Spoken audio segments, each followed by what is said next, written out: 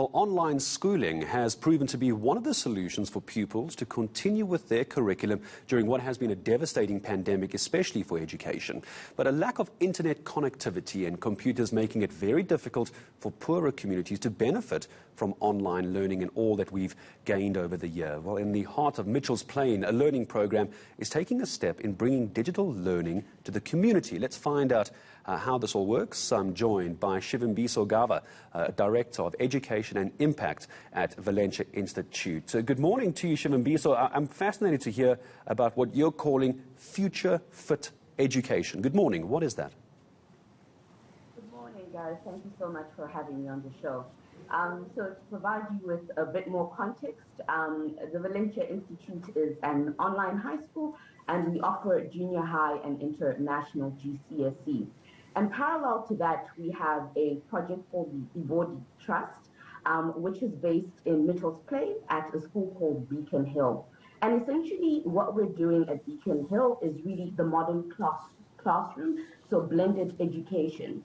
So we have a cohort of 28 students who, through a public-private partnership, have been given access to Valenture Institute and our junior high offering. And so essentially how it's set up is our students are co-located on the school premises. We've kitted out the classroom with laptops, with headsets, big screens so they're able to take their classes online. In the classroom, we also have a homeroom facilitator who is really there to nurture and facilitate each of the students and make sure that they progress well. And so particularly during the time of COVID, I think, it was unanticipated. Education was paused across the world. And so we were left with a conundrum of what do we do in this instance, right?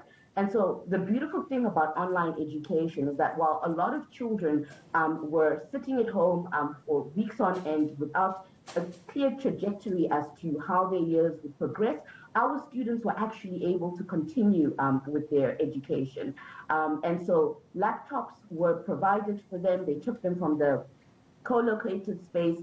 They were provided with internet connectivities. Their teachers continued to teach online. In addition to that, our amazing support staff, including our mentors, made sure that they were nurtured, made sure that they progressed as they needed to progress.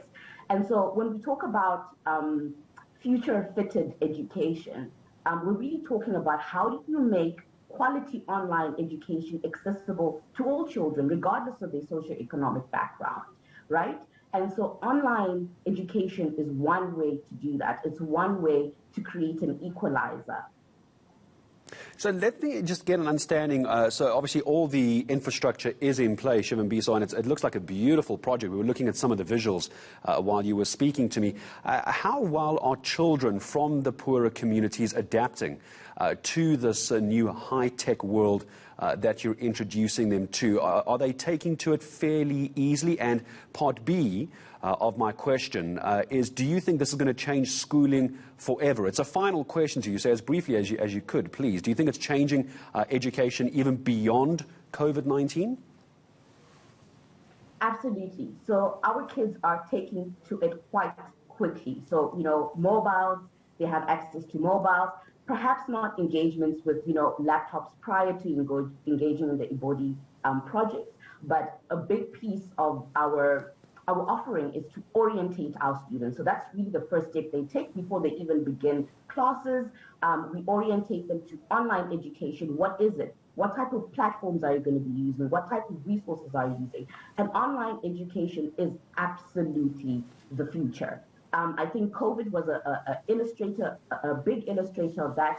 Even if we look at the markets now with online schools, COVID has no final date. If we look at lockdowns across the world, COVID is going to be here for a while yet. But I just think in terms of the way we're moving, and this is across industries, everything is moving online, and I think education is a critical piece not to take for granted in that respect.